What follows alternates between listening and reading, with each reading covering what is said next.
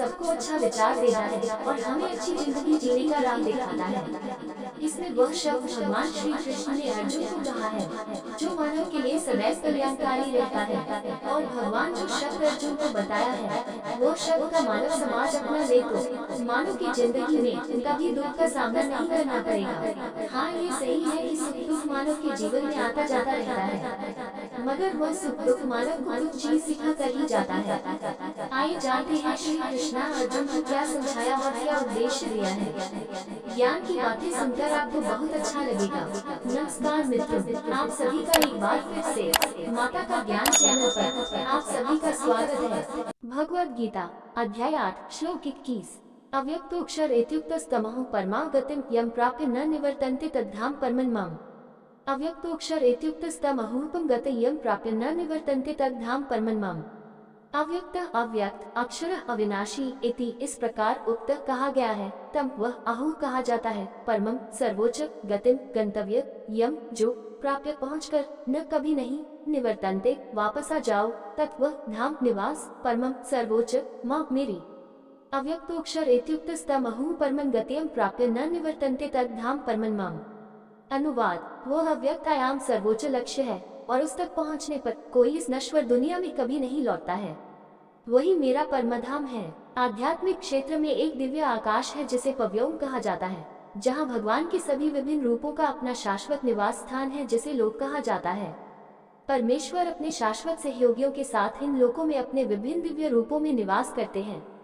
गोलोक भगवान कृष्ण का दिव्य निवास है, साकेत लोक भगवान राम का निवास है, वैकुंठ लोक भगवान विष्णु का निवास है, शिवलोक है भगवान शिव का निवास है, देवी लोक दिव्य मां दुर्गा का निवास है आदि।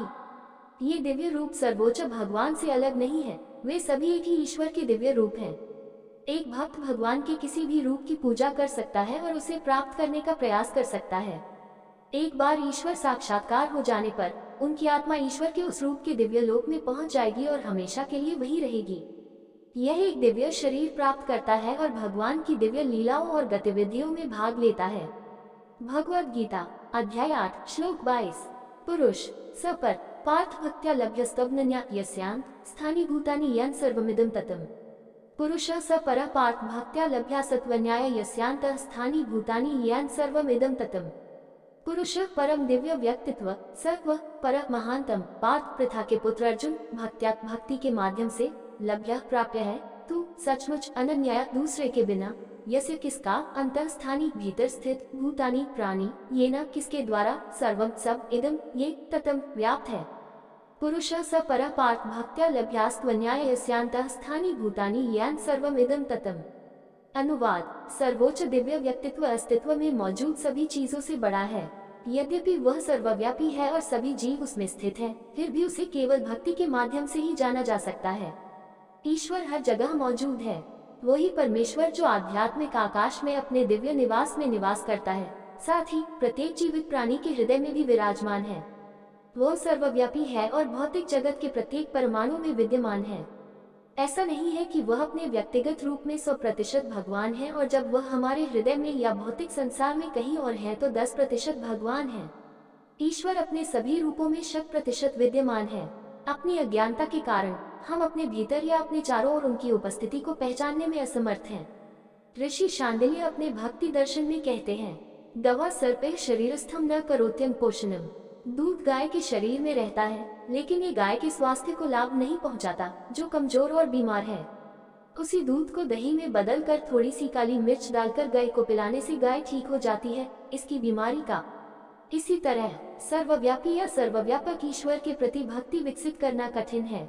उनके दिव्य रूप में उनकी पूजा करने से हमें अपने हृदय को शुद्ध करने में मदद मिलती है, जो उनकी दिव्य कृपा को आकर्षित करने के लिए आवश्यक है। क्योंकि भगवान की दिव्यता को समझने के लिए हमें अपनी इंद्रियों को दिव्य होने की आवश्यकता है। उनकी कृपा से उनकी दिव्य ऊर्जा योगमाया हमारे भीतर दिव्य इंद्रियों, मन और बुद्धि को स्थापित करती है ताकि हम उनके सर्वव्यापी पहलू और उनके व्यक्तिगत स्वरूप दोनों को जान सकें। इस प्रकार इस श्लोक में श्री कृष्ण घोषणा करते हैं कि केवल भक्ति के माध्यम से ही हम उन्हें जान सकते हैं। भगवद गीता में श्री कृष्ण ने भगवान को जानने और उन्हें प्राप्त करने के लिए भक्ति की आवश्यकता पर बार बार जोर दिया है। श्लोक 6.47 में कहा गया है, श्री कृष्ण भक्ति में लगे लोगों को अपने भक्तों में सर्वोच्च स्थान पर मानते हैं।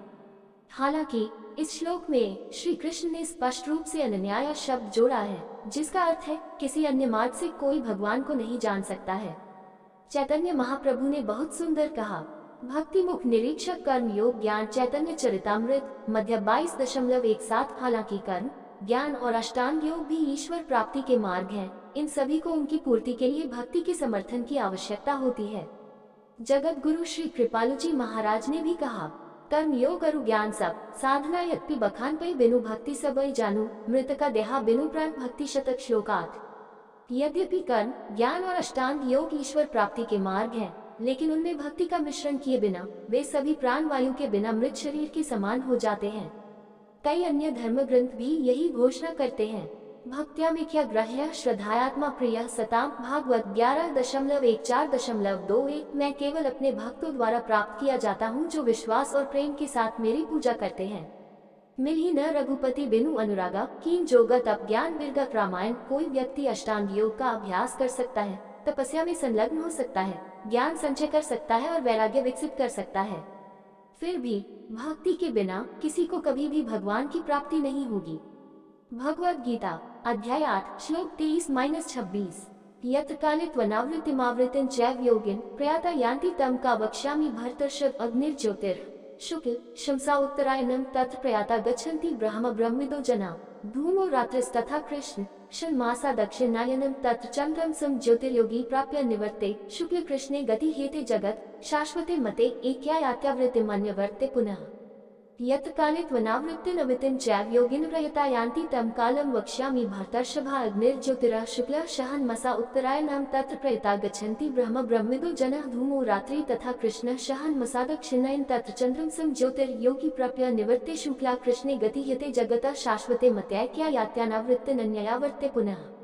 यात्रा कहाँ, कालिक समय, तू अवश्य अनावृत्तिम कोई वापसी नहीं, आवृत्तिम लौटे च तथा इव अवश्य योगिन योगी प्रयाता प्रस्थान करके यान्ति प्राप्त करे तम वह काल समय वक्ष्यामि मैं वर्णन करूंगा भरत ऋषभ भरत श्रेष्ठ अर्जुन अग्नि आग ज्योति प्रकाश आहा दिन शुक्ल चंद्रमा के शुक्ल पक्ष में शहत मासा 6 महीने उत्तरायणम सूर्य की उत्तरी दिशा तत्र वहाँ प्रयतः चला गया गच्छन्ति जाओ ब्रह्म ब्रह्म ब्रह्मविद जो ब्रह्म को जानते हैं जना व्यक्ति धूम धुआं रात्रि रात्रि तथा तथा कृष्ण चंद्रमा के कृष्ण पक्ष में शहत मासा 6 महीने दक्षिणायनम सूर्य की दक्षिणी दिशा तत्र वहाँ चंद्र मासम चंद्र ज्योति प्रकाश योगी एक योगी प्राप्त करे निवर्ते लौट आता है शुक्ल उज्ज्वल कृष्ण अंधकार में गति पथ नमस्ते अवश्य अते ये जगत भौतिक जगत का शाश्वत दोस्त प्राय एकाया एक के द्वारा यति जाता है अनावृत्तिम न लौटना अन्य दूसरे द्वारा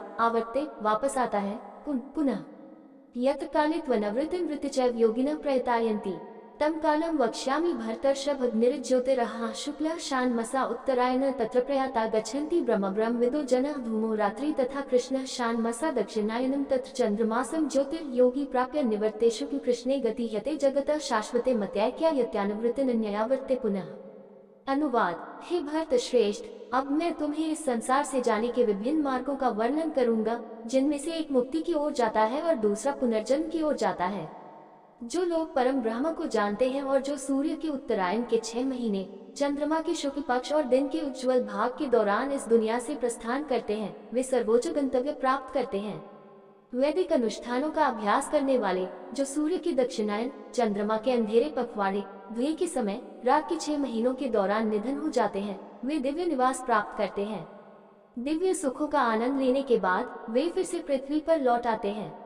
ये 2 उज्ज्वल और अंधेरे रास्ते इस दुनिया में हमेशा मौजूद रहते हैं। प्रकाश का मार्ग मुक्ति की ओर ले जाता है और अंधकार का मार्ग पुनर्जन्म की ओर ले जाता है।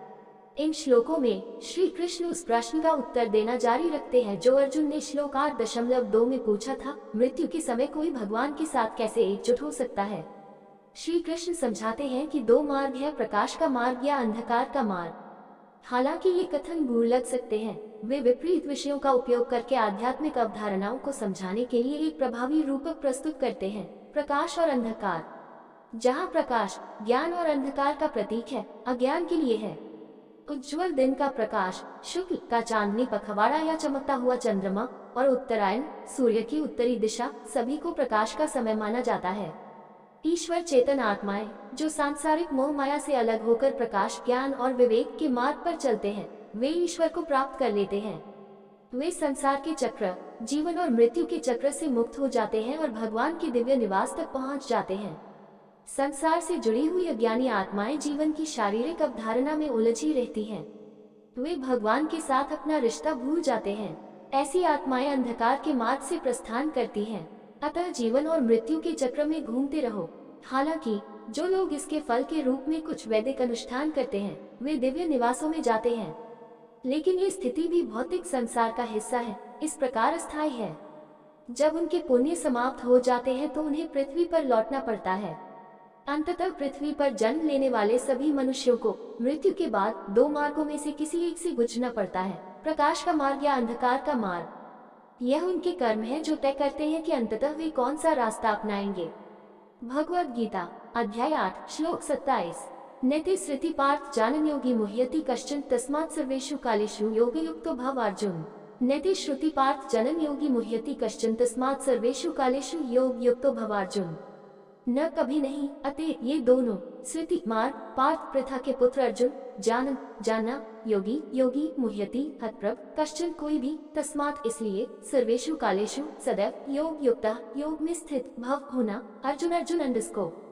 नेति श्रुति पार्थ जनन योगी मुह्यति कश्चन तस्मात् सर्वेषु कालेषु योग युक्तो भव अर्जुन। अनुवाद। हे पार्थ, जो योगी इन दोनों मार्गों के रहस्य को जानते हैं, वे कभी भ्रमित नहीं होते। अतः सदैव योग में स्थित रहो। वे अर्थक आत्माएं जो योग या ईश्वर से मिलन के लिए प्रयास करती हैं, सच्चे योगी हैं। वे स्वयं को ईश्वर और उसकी शाश्वत परमानंदता के छोटे छोटे अंश मानते हैं। उन्हें भौतिक संसार की अस्थायी प्रकृति और भौतिकवादी जीवन की निरर्थकता का भी एहसास होता है। इसलिए कामुक सुखों के पीछे भागने के बजाय वे ईश्वर के प्रति अपने प्रेम को बढ़ाने का प्रयास करते हैं। ऐसी आत्माएं प्रकाश पथ पर हैं। दूसरी ओर अज्ञानी आत्माएं हैं जो माया, भौतिक ऊर्जा के प्रभाव में हैं। वे स्वयं को केवल शरीर के रूप में और अपने आसपास की भौतिक दुनिया को अपने आनंद के स्रोत के रूप में पहचानते हैं। वे ईश्वर या उसके शाश्वत ऐश्वर्य के प्रति तिरस्कारपूर्ण रहते हुए भौतिक अस्तित्व के दुखों से गुजरते रहते हैं। इस प्रकार ऐसी आत्माएं अंधकार के मार्ग पर हैं। इस श्लोक में श्री कृष्ण अर्जुन से आग्रह करते हैं कि वह इन दोनों मार्गों के बीच अंतर को पहचाने और प्रकाश का मार्ग चुने, इस प्रकार योगी बने। ऐसा नहीं है कि हम में से बहुत से लोग रोशनी की राह नहीं अपनाते, लेकिन कुछ समय बाद फिर अंधकार की राह पर आ जाते हैं। उदाहरण के लिए, कोई पूर्व की ओर जाना चाहता है और सुबह उगते सूरज की ओर 1 मील चलता है। वह दोपहर में कुछ देर आराम करते हैं, फिर वह फिर से सूर्य की ओर चलना शुरू करता है जो अब पश्चिम में है। वह 2 मील तक चलता है और शाम को पाता है कि वह जहाँ से चला था वह पश्चिम में 1 मील दूर है।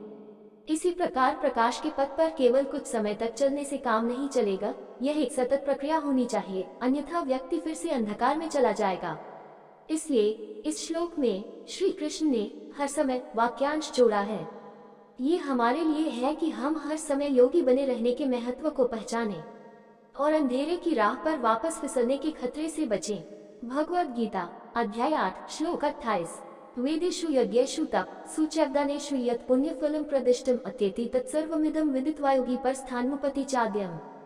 वेदेषु यज्ञेषु तपसु चैवदानेषु यत् पुण्यफलं प्रदिष्टम् अत्येति तत्सर्वमिदं विदित्वा योगी परम स्थानमुपैति चाद्यम्। वेदेषु वेदों के अध्ययन में, यज्ञेषु यज्ञ करने में, तपसु तपस्या में, च तथा एव अवश्य दानेषु दान देने में, यत् जो पुण्य फलम पुण्य का फल प्रदिष्टम प्राप्त होता है, अत्येति पार कर जाता है, तत्सर्वम सब इदम ये विदित्वा जानकर योगी योगी परम सर्वोच्च स्थानम निवास उपैति प्राप्त करता है, च तथा अद्यम मौलिक। वेदेषु यज्ञेषु तपःसु चैव दानेषु यत् पुण्य फलम प्रदिष्टम अत्येति तत्सर्वम इदम विदित्वा योगी परम स्थानम उपैति चाद्यम्। अनुवाद। जो योगी इस रहस्य को जानते हैं, वे वैदिक अनुष्ठानों, वेदों के अध्ययन, यज्ञ, तपस्या और दान के फल से कहीं अधिक योग्यता प्राप्त करते हैं। ऐसे योगी परमधाम पहुँचते हैं।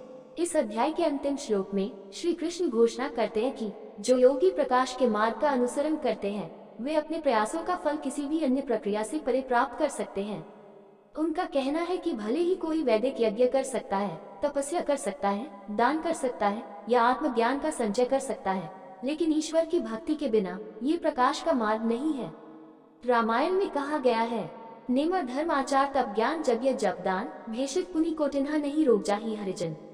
आप अच्छे आचरण, धार्मिकता, तपस्या, बलिदान, अष्टांग योग, मंत्र जाप और दान में संलग्न हो सकते हैं, लेकिन भगवान की भक्ति के बिना मन की भौतिक चेतना की बीमारी समाप्त नहीं होगी। ये सभी अच्छे कर्म केवल भौतिक पुरस्कार प्राप्त कर सकते हैं जो अस्थायी हैं। हालांकि भगवान की भक्ति से भौतिक संसार के बंधन से मुक्ति मिलती है। इसलिए जिन योगियों को इस सत्य का एहसास हो गया है, वे अपने मन को भौतिक संसार से अलग कर लेते हैं और इसे केवल ईश्वर में जोड़ देते हैं। प्रकाश के इस मार्ग पर चलते हुए वे अंततः शाश्वत सुख प्राप्त करते हैं। दोस्तों, ऐसे ही और कहानी सुनना या देखना चाहते हैं तो डिस्क्रिप्शन में लिंक मिल जाएगा, आप वहां जाकर देख सकते हैं। और आपसे निवेदन है कि यह वीडियो आपको अच्छा लगा हो तो लाइक शेयर सब्सक्राइब जरूर करें। धन्यवाद।